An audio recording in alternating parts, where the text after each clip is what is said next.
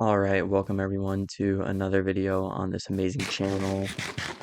Today we're just going to be doing a review of J. Cole's The Fall Off album just because it's an album I like a lot and I would just like to talk about it because I feel like it is a really good album and it showcases a lot of, you know, it's a big work of art, especially for the music industry. 10 years led to the creation of it. And I just want to take a moment to kind of review it and my thoughts on it. And yes, I am a little late to the party. It's been 2 months now. Came out February 6th, 2626. Actually, speaking of 2626, I bought a hoodie from Hollister yesterday that it's got number 26 on the front of it. Anyways, let's start off with the song because we have the 29 intro, and then the first song on it is 26. And that's kind of funny. Like 26, like everything's 26. Wait, it's all 26? Always has been. But no, it's a good song. I think in terms of J. Cole's like hype songs, I'd say it's definitely one of his best works. It's up there. In my opinion, his best hype song is Applying Pressure. I just really like the vibe and the way the song flows and just got bar after bar. And it has a little bit of a long outro, but I still think Applying Pressure is his best. I like the outro on 2-6 especially, but in terms of a hype song, it's really good. You know, and he's talking about big hoodie, double XL, cool as hell, not knowing I'm bougie, I got standards, right? Like, he was spitting on that song, okay? He was undeniably spitting on 2-6. And so, very good song. And then we go into a patch of songs that are really good. We have Safety, we have Run a Train, Bunce Road Blues. Those three songs are so good. Two songs with Future on it. One of them, Bunce Road Blues, has Thames on it as well. But all of these songs are just, I mean, the whole album. And I have to, like, let's rate the album first before I just go on and say every song is good because I feel like I'm going to repeat that a lot. I want to say this album is definitely, for me, at the minimum, 8.5 out of 10. I've been listening to it, might even be more. Actually, what is this? This Concrete? White Terracotta. Okay, interesting. Well, snag that. But in my opinion, this is an 8.5, probably even higher. To Glaze, maybe a 9. I don't know. It's not his best album in my opinion, but it might be. You know, it's one of these things where I don't even know if it's recency bias that has it up so high, because now that it's been out for a little bit, maybe it's not recency bias that for me why I like it. But I've been listening to it on repeat still. Like the other day, I listened to it. Today, I listened to it. The whole album, just put it on shuffle, and it's a whole work of art. Because you have songs encompassing kind of every single category, and you can't really ask for more, you know? You have songs like, 2-6, which are hype songs. You have songs like, what I would say, Quick Stop, which are more, more heartfelt. Ocean Way, heartfelt. You have just chill songs like Drum and Bass. I'd say Drum and Bass is probably one of my favorite songs on the album just because, I don't know, there's something about the line. Okay, in the song Drum and Bass, J. Cole says, life's a trip. You can't predict the random ways that it ends. Bullets travel through the skin like gamma rays in the wind. What does he mean by that? So I looked it up because it sounded so like good to me. I was like, there's something about this that just sounds so amazing.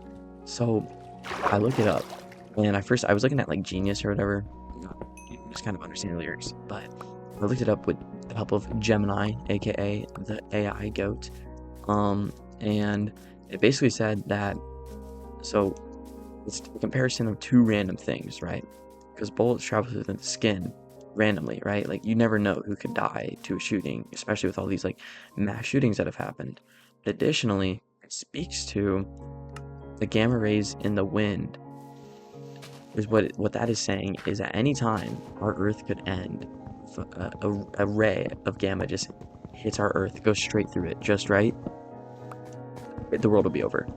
But the chances of that happening are so slim that it's like so close to zero, right? It probably won't ever happen, but it's not like guaranteed that it won't.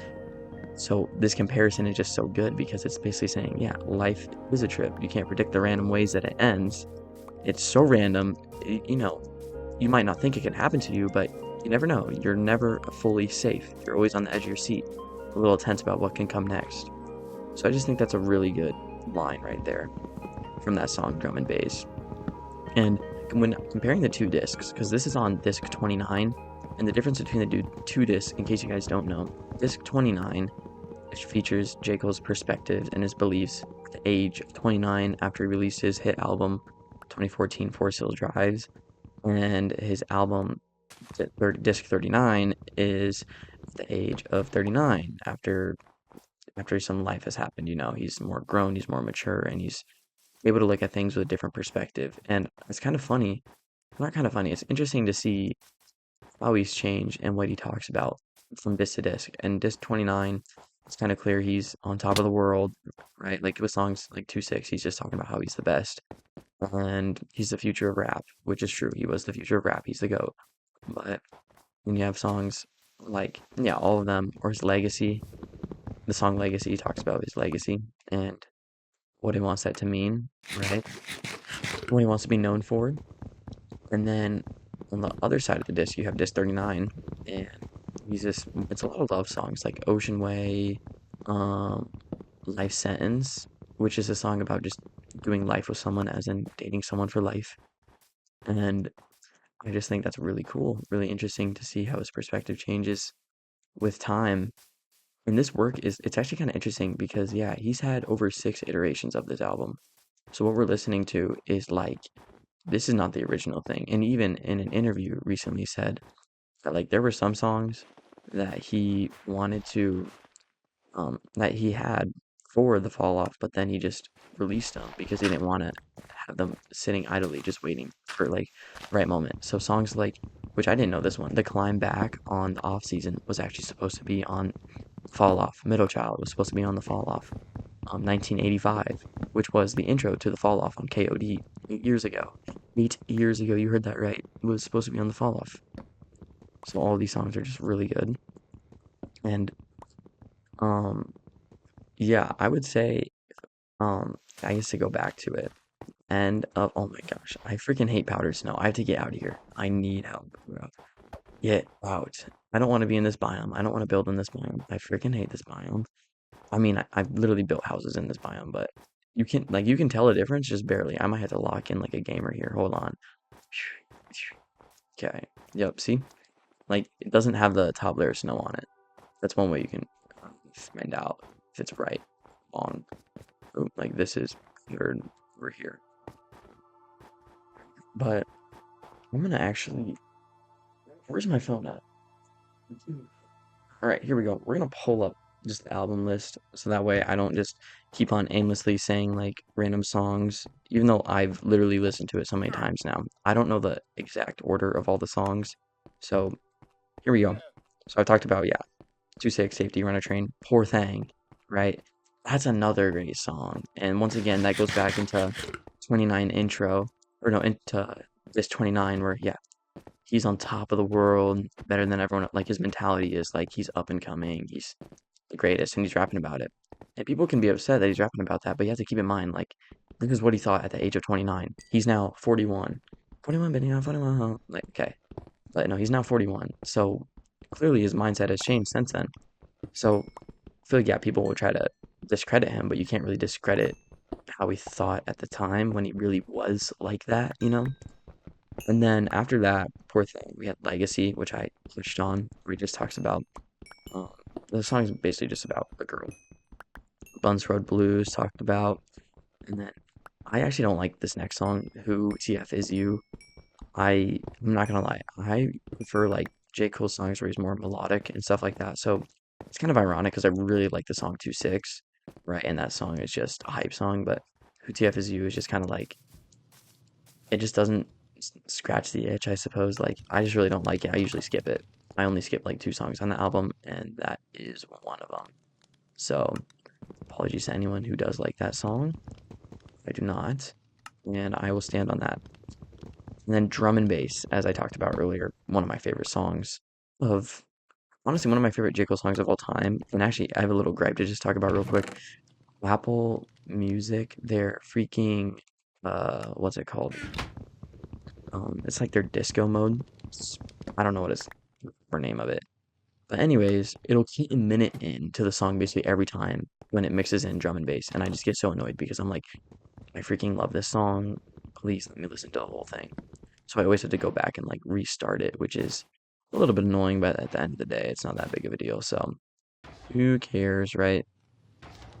But after that, we have The Let Out, which is actually a sequel, I guess. Not a sequel, it's in succession to the song Drum and Bass, which just talks about the events of a shooting that happened for okay, cool. And then Bombs in the Ville Hit the Gas. This was supposed to be originally the outro for Disc 29, and Only at the Top is a bonus. That's a great song where he just reflects about his success at a young age and feeling less motivation to compete now that he has seen the success. I just think that's a great song. I don't want to keep this video too long, so we're just going to go right into the next topic, which is Disc 39 and 39 intro.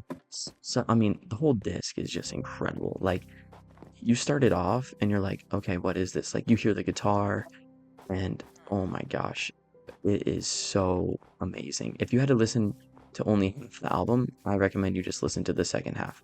Every song is great. The only song I dislike on it is Old Dog, which is funny because it's not even funny. It just makes sense because I don't like Who the TF Is You on Disc 29. Disc 39, I don't like Old Dog because they're both very similar. They're basically, in my mind, they're like the same exact song. You know, they start off the same too. Like they're both saying F is you and talking about old dog's like, old dog, learn some new tricks, had a baby. You know, I guess you sound cool. It is a cool song, but it's not for me personally. But the fall off is inevitable.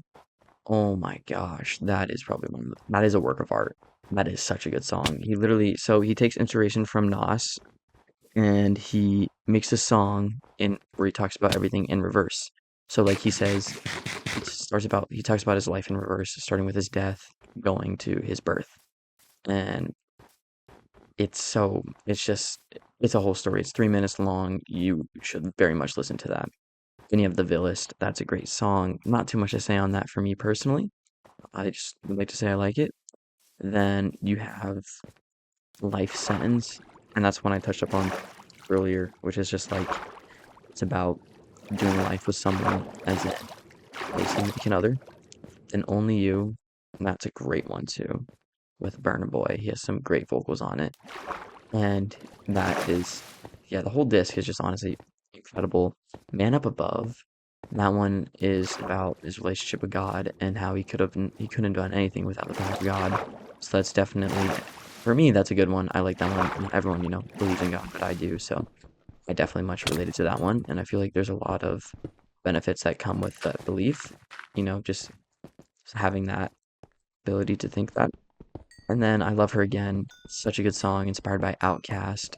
And it basically just talks about rap as if it was a girl. No, hip hop as if it was a girl. So the whole song is him talking about hip hop, but he's rapping about it like he's talking about some girl he likes. And it's just, the wordplay is incredible. And like he even, gives a nod to the Kendrick and Drake beef where he says, when hip hop said like they love that she loved them, and then at one point it was a line saying, crazy how two of my friends got in beef because she was saying the same thing to me. And it was just kind of talking about how she said that she loved them, and then she loved hip hop, loved Drake, hip hop, loved Kendrick. Then you have the song What If. That's just a great song, great storytelling. Um, Loved that one. And then Quick Stop. This is, I mean, I talked about it earlier, but not too much. This song is incredible. Honestly, like a tearjerker, dude. It is so good. It just shows you, just is a song about Cole reflecting on what his songs do for other people, and sometimes how he gets lost in the race to just be the best, and like, that he starts to lose sight of the main reason why he started doing hip hop, why he started rapping. What's it all for? And that's just a great song too to help everyone honestly reflect on their values and like what they want to get out of things they're doing. And The Whole World Is Ville. That's just a celebratory song in a way where he's just thankful for the city. So I like that song. And then last but not least, I would say this is a better outro because this is technically a bonus song, Ocean Way. But I would say it's a better outro song than And the Whole World Is Ville for the disc. And just the way it ends too. I mean, beautiful vocals. It's got a great guitar, great melody, and just such a good ending. And that's the album. I mean, just a great album, to be honest.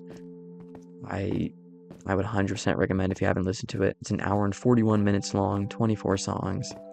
But it's definitely worth a listen, especially if you want to get into J. Cole, because this literally shows you the reason why people love him so much. It just shows you the lyrical complexity, the storytelling ability, and discography in a way that he's capable of doing.